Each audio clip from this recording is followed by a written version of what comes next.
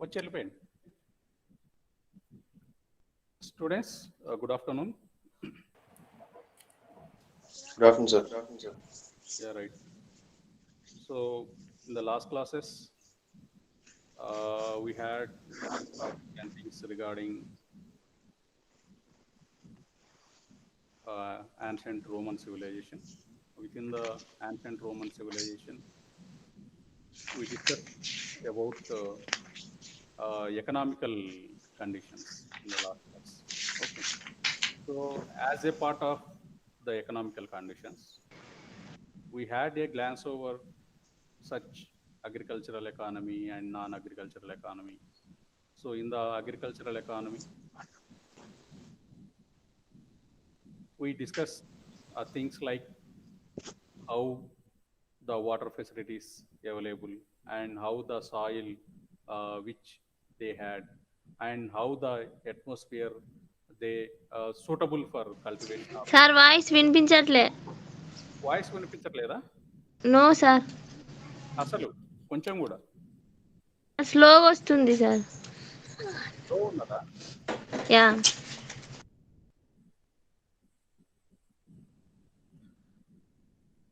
Okay. So now లేదు sir, అంతే slow వస్తుంది. వాళ్ళు అడిగినప్పుడు ఇదే పెడతాను.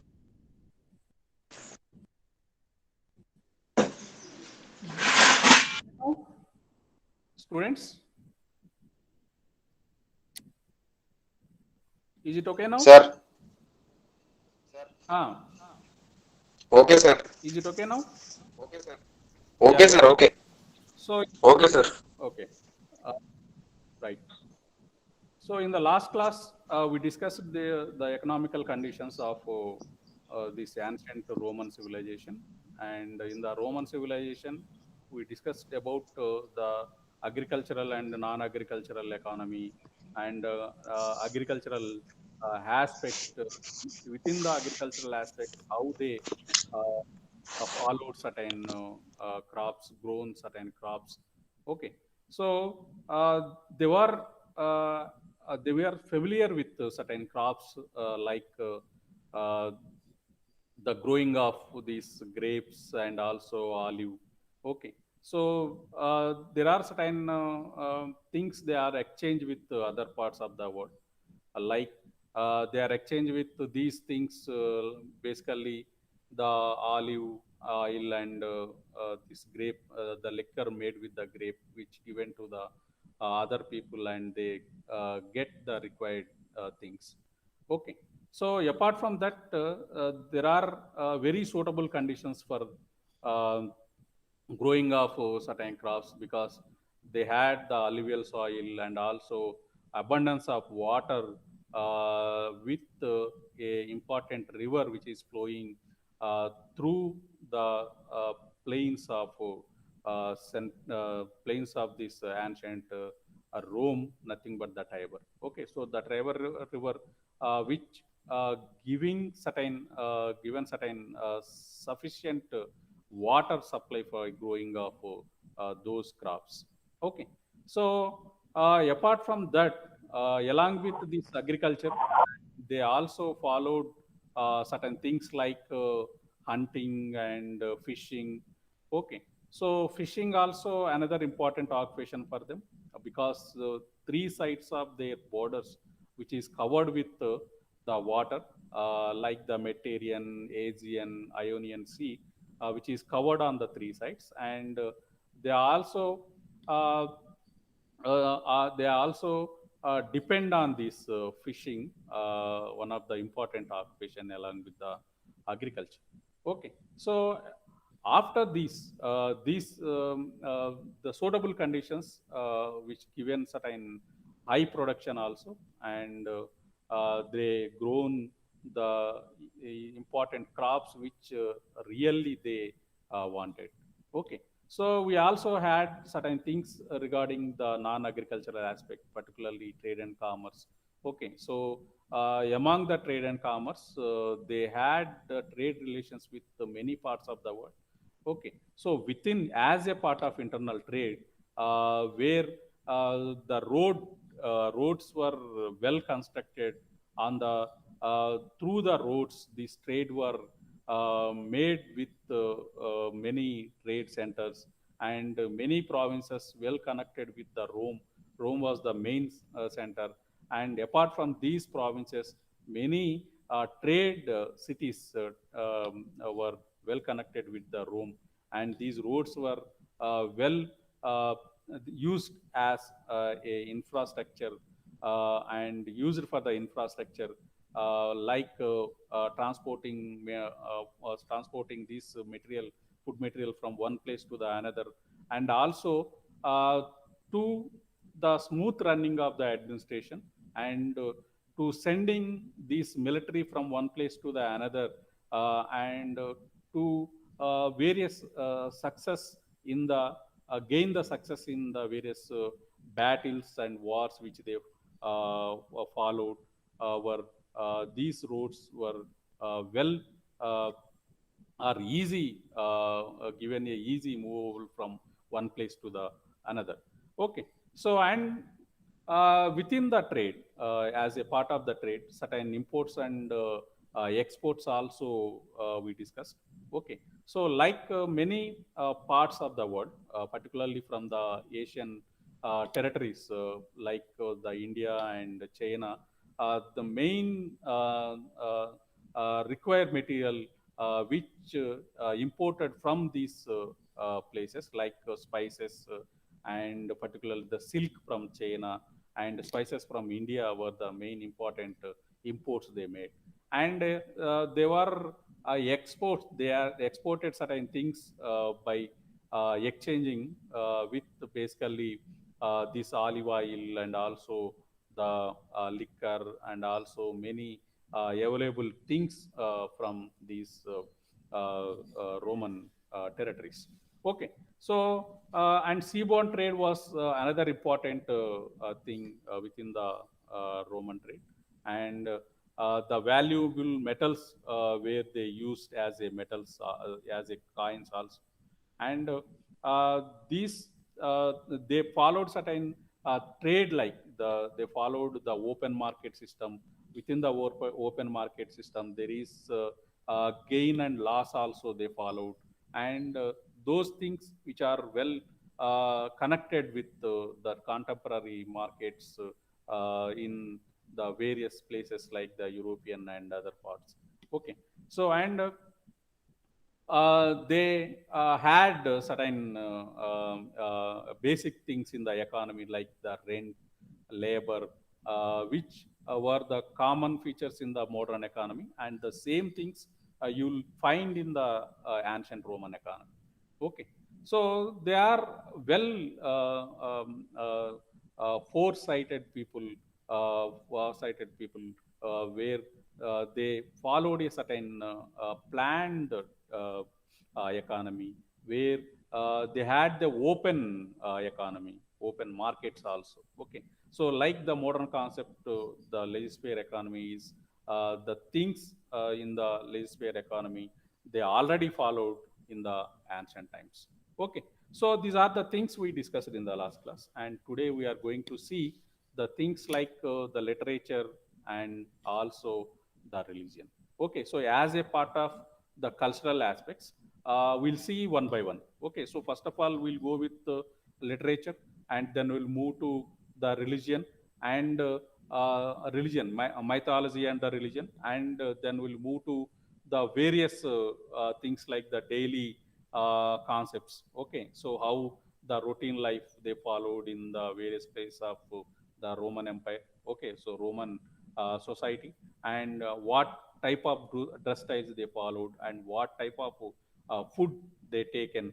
Okay, so and apart from these, we also go with this art and architecture, and apart from the art and architecture, we'll see about science and technology and scientific contribution, and we'll end up this ancient Roman civilization. Okay, so before going to all those things, as a part of the cultural traits, as a part of the cultural aspects, I have to I have to explain about this literature first of all, and then I'll move to the mythology and religion today. Okay. So, and first of all, going to my explanation, I have to share my screen, and then I will give you all those things.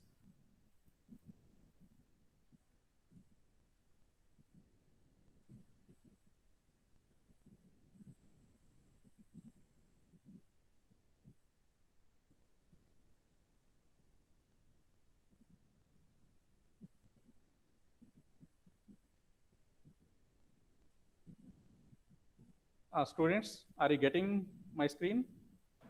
Awesome, sir. Yeah, right. Okay.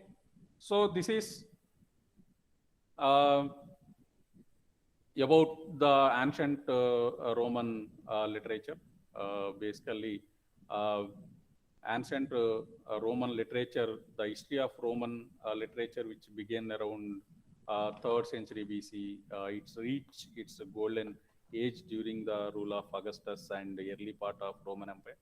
And the Romans wrote a lot of poetry and the things regarding the history also, because Romans were the people who recorded their history first of all. Okay, so they also wrote letters and made lot of formal speeches also. Okay, so the Romans basically were fond of learning.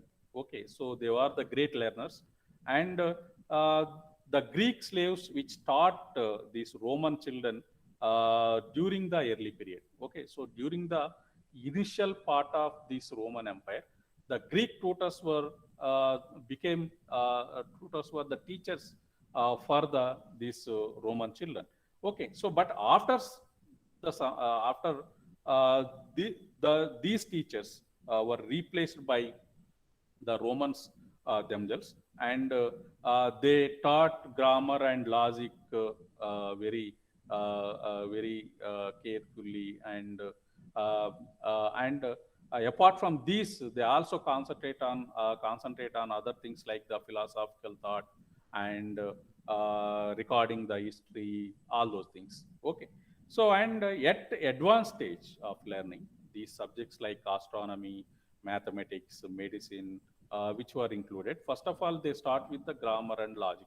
Okay, so in the literature, the Romans tried to imitate the Greeks, and it was during the time of Augustus, the Latin literature reached its highest watermark. And before Augustus' age, there were writings of Julius Caesar and Cicero. Okay, so Cicero was a great intellectual during this Roman civilization, and during the Augustus age, there other writers popular like the Virgil, Horace, Livy, Ovid, like that. And during the next few centuries, Latin literature was enriched by the writings of Tacitus, an historian and a historian, and Plutarch, also a historian, and Juvenal, a satirist.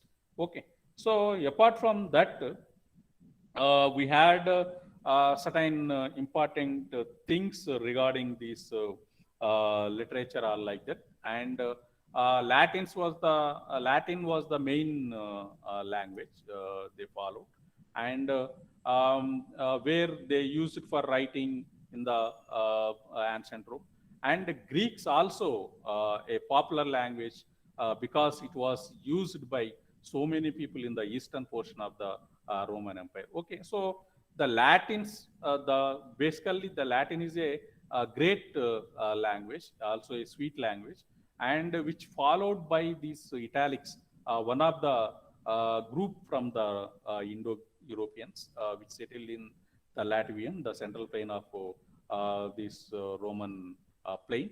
Okay, so Roman territories.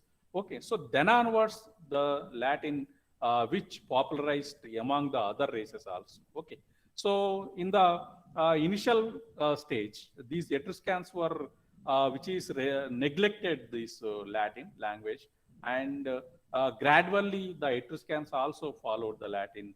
The later the Volscians and Equations. Okay, so many other races who are settled in the Roman territories were also followed this Latin, and finally Latin became the important language, medium of language to the all races who settled in the ancient Rome. Okay, so and the Greeks was also a popular language because it was used by many races in the all over the territories of Rome. Okay, so and important documents which were written on the papyrus scrolls. Okay, so while discussing with this Egyptian civilization, papyrus, the barks of the papyrus were the main important writing material. Okay, so like Talapatra Gandha, these papyrus barks were used at that time. Okay, so not only in the Egyptian civilization, during the Rome also they followed these papyrus scrolls. Okay, made from the papyrus plant in Egypt. Okay, so are on the parchment, which is like pages made from the animal skin. Okay, so these are the writing material on those papyrus scrolls and this parchment. They uh, uh, they used these are like a paper. Okay, so and they wrote with the metal pin that they dipped in ink. Okay, so which is used. They were the first people who used this ink. Okay, so and for more temporary day-to-day writing, they used a wax tablet and thin pieces of wood. Okay, so apart from that, they also used these marbles and wooden plates for this writing material. Okay, so apart from this, we had certain things about this literature, first of all, and perhaps the most famous type of Roman literature is poetry. And the three most famous Roman poets were the Virgil, Horace, and Ovid. And Virgil, he was lived in between 70 BC to the 19 BC, and Virgil is known for writing the epic poem Aeneid. Okay, so the Aeneid tells the story of a Trojan hero named Aeneas. Okay, so it incorporates many historic events in the history of Rome. Okay, so Virgil was an important poet who lived during the time of the Augustus. Okay, so he was in the court of Augustus. And Horace, who was lived in between 65 BC to 8 BC, and Horace is known for a collection of lyric poems like the Odes, and other works of the Horace include the satires and epistles. Okay, so and apart from this Horace, another one is the Ovid. He lived in between the 43 BC to 17 AD, and Ovid's most important work was the epic Metamorphosis. Okay, so it tells the history of the world from the creation to when the Julius Caesar was made a god. Okay, so Ovid was also a famous for writing love poems also. Okay, so and apart from these, we also find certain speeches and rhetoric literature, the art of rhetoric, the ability to speak in public and pursue others. Okay, so motivational speech, we better to say it as a motivational speech or motivational writing, where you can motivate certain section of the people or the whole people while speaking in front of such a gatherings are like that. Okay, so the art of rhetoric was considered an important skill in ancient Rome, and many Roman statesmen wrote down their ideas and speeches. Okay, so the writings of some of these men had a major impact on the use of the Latin language and the Roman literature. Okay, so the most famous of these men was Cicero. Okay, so who wrote letters, speeches, and works on philosophy. Okay, so Cicero was an intellectual and also a philosopher who wrote many things basically on this development of intellectuality in the our philosophy basically in the this Roman civilization. Okay, so and Cicero's ideas eventually got him killed when he spoke out against the Mark Antony. So Mark Antony was another important personality. Okay, so I think you are remember its name, Mark Antony, and another Cleopatra. Okay, so Cleopatra was a princess from the Egypt territory, Egypt princess who married to Mark Antony. Okay, so both are deep in love. Okay, so with the love with Cleopatra, Mark Antony neglected the ruling administration. Okay, so that Mark Antony and Cleopatra both were suicide because they were not able to concentrate on this administration, and such other dictators like the Augustus and also another Lepidus both make them, this Mark Antony and Cleopatra made their suicide. Okay, so and went under the suicide. Okay, so finally both were himself killed, and which given pave a way for Augustus, made the way made Augustus as a important ruler, and he also killed another partner, and he himself became a great dictator, which is better to be called as a second triumvirate in the history of the ancient Rome. Okay, so we already discussed as a part of the political structure. Okay, so after these people like the Cicero, a great intellectual and a philosopher, and who was had a great contribution over the art of the rhetoric. Okay, so after the Cicero, there are more historians you find in the history of ancient Rome. Okay, so the Roman literature also includes many writers who recorded the history of the Rome, and the most famous Roman historian was Livy. Livy wrote 142 volumes of the history that covered events from the founding of Rome up to the reign of the Augustus. Okay, so Livy himself wrote 42 volumes on the history of the Rome. Okay, so other important historians include Pliny the Elder, and Cellust, Tacitus, and Quintus Fabius Pictor. These were the another important writers from these Roman territories who had a great contribution of this recording history basically. Okay, so they are concentrated on annals of history basically.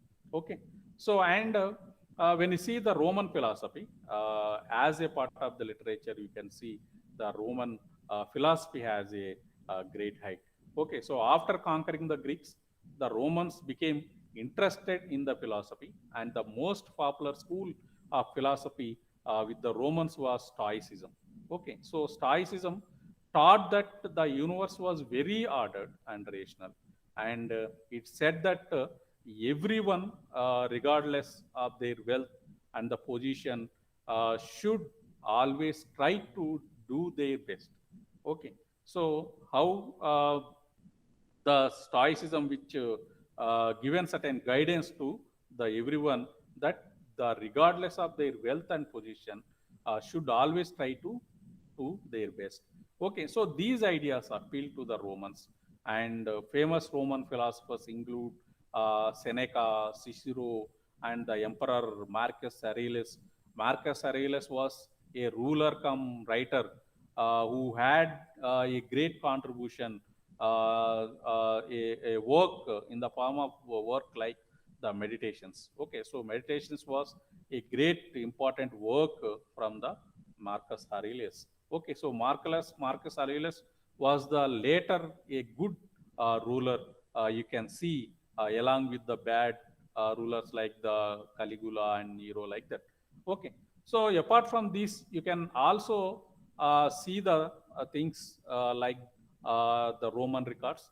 The Romans are famous for keeping lots of written records because these were the people who recorded these certain things which happening at the time. Okay, so it was how they kept their large empire so organized.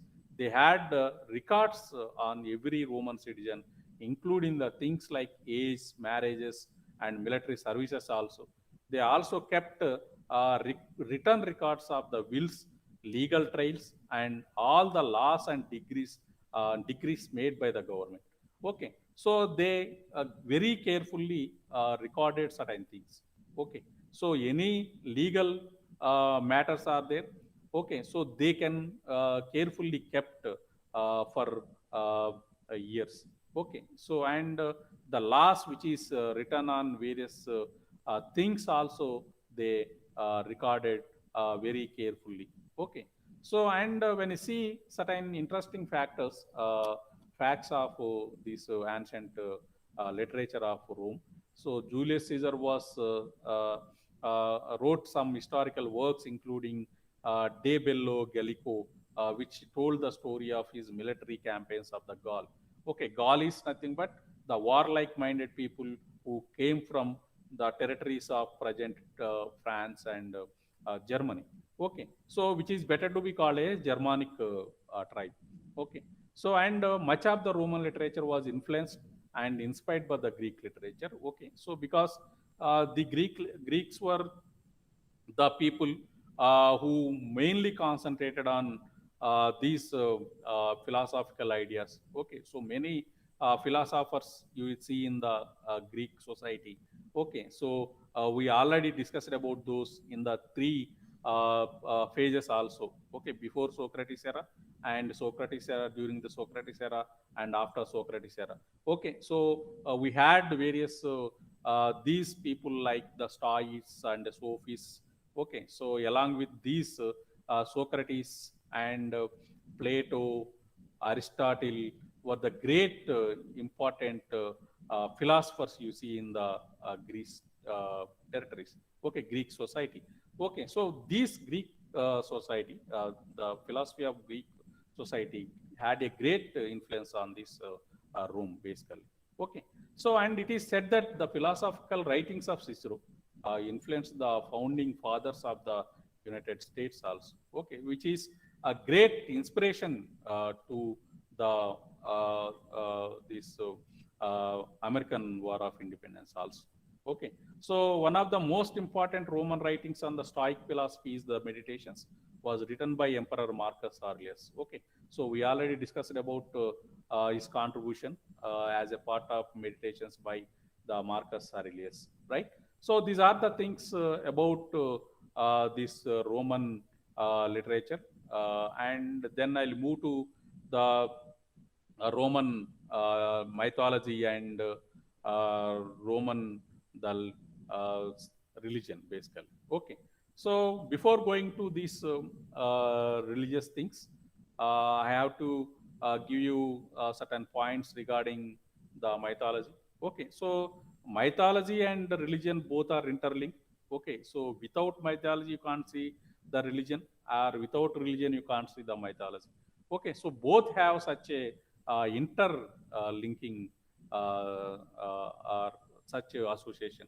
Okay, you cannot see any one without another, right? So here the Romans believed in lots of the gods. Okay, so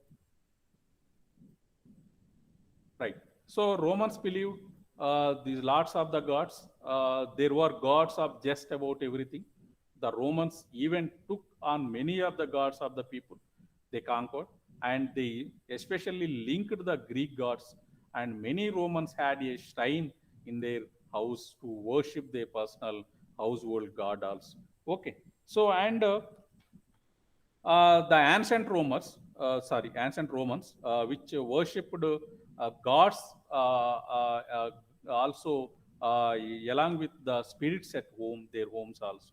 Okay, so they did not build temples, and the head of the family offered simple ceremonies to the family gods and spirits. Okay, so spirits and gods were followed in the Roman religion. Okay, so basically influenced by the Greeks later, and they started having prototype of Greek gods in different names. Okay, so the Romans adapted much of Greek mythology into their own, and they took most all of the Greek gods and gave them Roman names and then called them their own. Okay, so there are a few major Roman gods that came from the Greeks also. Okay, so this religion of this Rome was very much uh, influenced by the philosophy and mythology and this religion of the Greek. Okay, so when you see certain Roman gods, the first important was the god Jupiter, who was a which came from the Greek god Zeus. Jupiter was the king of the gods and god of thunder and lighting. He was the patron of god of Rome. And another one is the Juno. Juno was the equivalent of the Greek goddess Hera, and Juno was Jupiter's wife and queen of the gods, and Juno was considered the protector of the Rome. Okay. So another one is the Mars. Mars came from the Greek gods Ares, and Mars was the god of war and Jupiter and Juno's son. Okay. So Mars was the son of Jupiter and Juno's son. Okay, okay, Juno. And another one is the Mercury. Mercury was the equivalent of the Greek god Hermes, and he was the god of the trade. Okay. So another one is the Neptune. Neptune came from the Greek god Poseidon. Okay. So Poseidon, he was the god of the sea and uh, brother to the Jupiter. Okay. So he also was the patron of horses, and Neptune's weapon was the great trident, Trishula. Okay. So the Neptune's weapon was a Trishula. Next is Venus was the equivalent of the god, Greek goddess Aphrodite, and she was the god of love and beauty. Okay, so Venus was god of love and beauty. And Apollo was taken directly from the Greek, and he was god of music, poetry, and archery. And his twin sister was Diana, right? So Diana was taken from the Greek goddess Artemis, and she was goddess of the hunt, archery, and animals. Her symbols included the moon, the snake, and the bow and arrow. Okay, so another god was Minerva. Minerva was comes from the Greek goddesses Athena, and she was the goddess of wisdom. Okay, so Minerva was the goddess of wisdom. Another one is the Ceres. Ceres was the equivalent of the Greek goddess Demeter, and she was the goddess of agriculture and the seasons. Okay, so it's from the name of Ceres that we get the name of cereal. Okay, so maybe Ceres was the god of agriculture, so that on the name of the Ceres we may get the term cereal.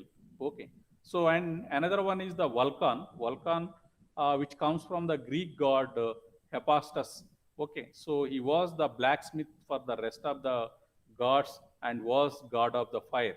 Okay, so the word volcano comes from the name Vulcan, right? So another god was the Bacchus. Bacchus come from the Greek god Dionysus. Okay, so he was the god of wine and the theater, and he was the youngest of the major gods and the only one born to the mortal. Okay, so such important gods and goddesses you will see. Okay, so as a part of this religion of ancient Romans, this is there are number of gods and goddesses also. Okay, so and the Romans observed the another along with the praising of these gods, praying of these gods. They also had certain festivals also. Okay, so the important festival is the Lupercalia.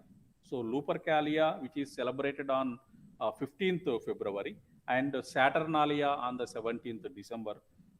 Then there was a festival to honor great mother of gods, Cybele. Okay, so Cybele was mother of all goddess, and they were celebrated. They celebrates those things as a occasion of the Cybele, right? So, and apart from these two mythological personalities, one is the Romulus and Remus, which supposed to be called as the founders of city Rome, right? So they had certain mythological stories we already discussed over. Okay, so Remu and Romulus were the two important brothers who were constructed the city Rome on the banks of the Tiber River.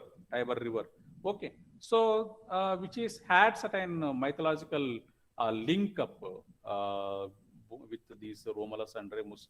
Okay, so early Roman mythology tells the story of how Rome was founded by two twin gods named Romulus and Remus.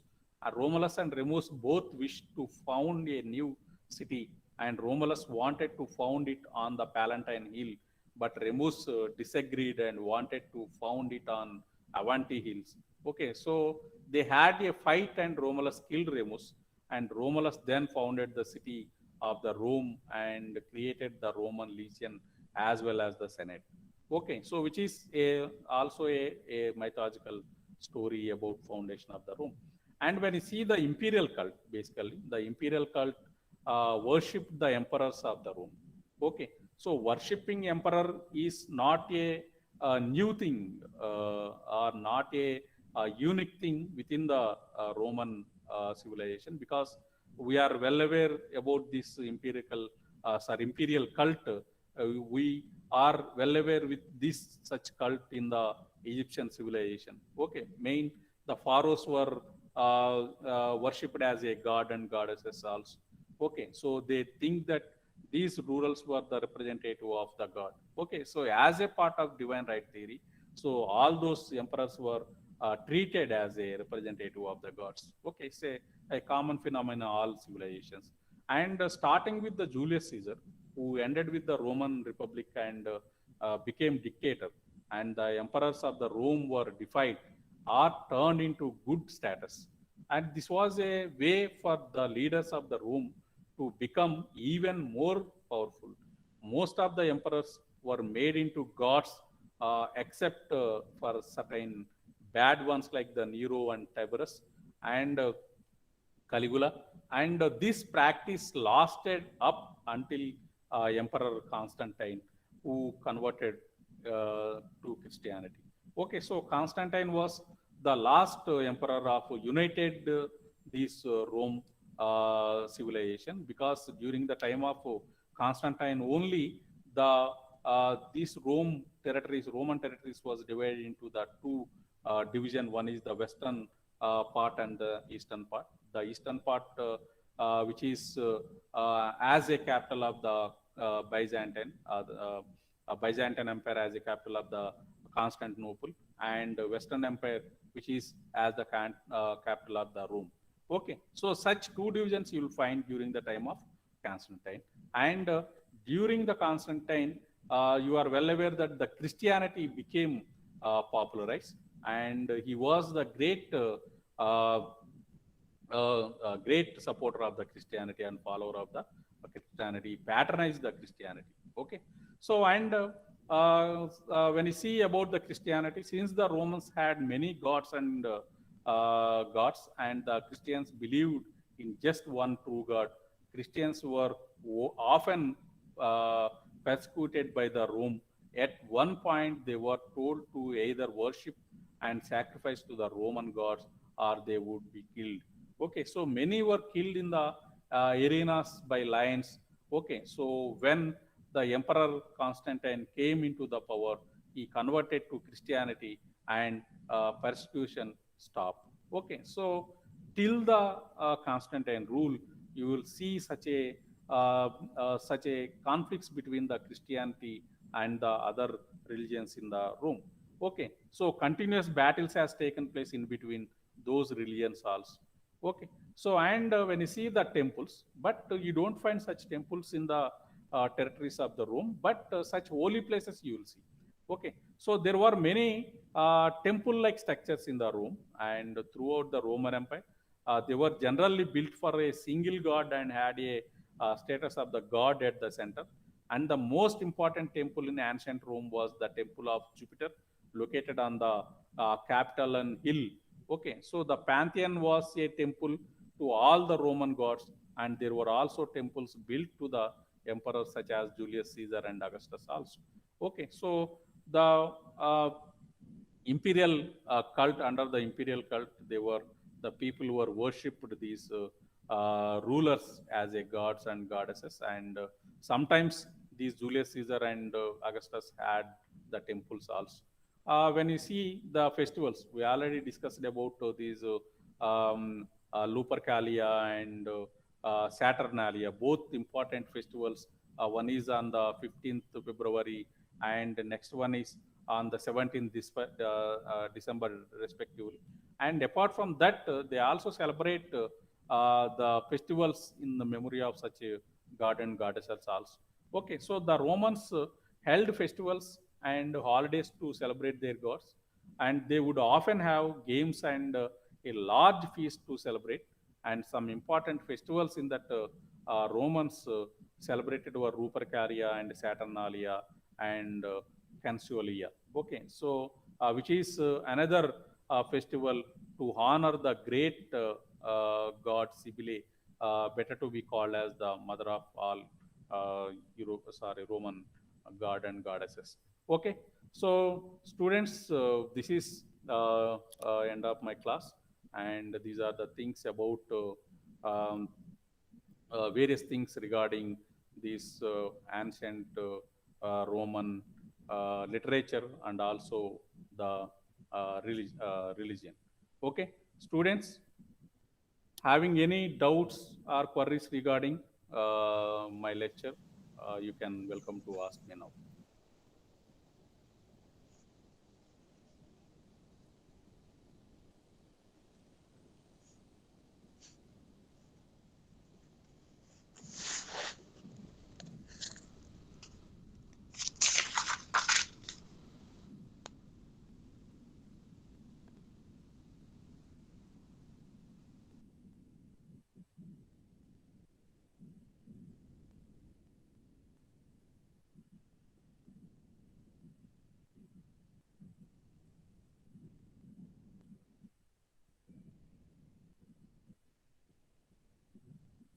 Students వినిపిస్తుందా?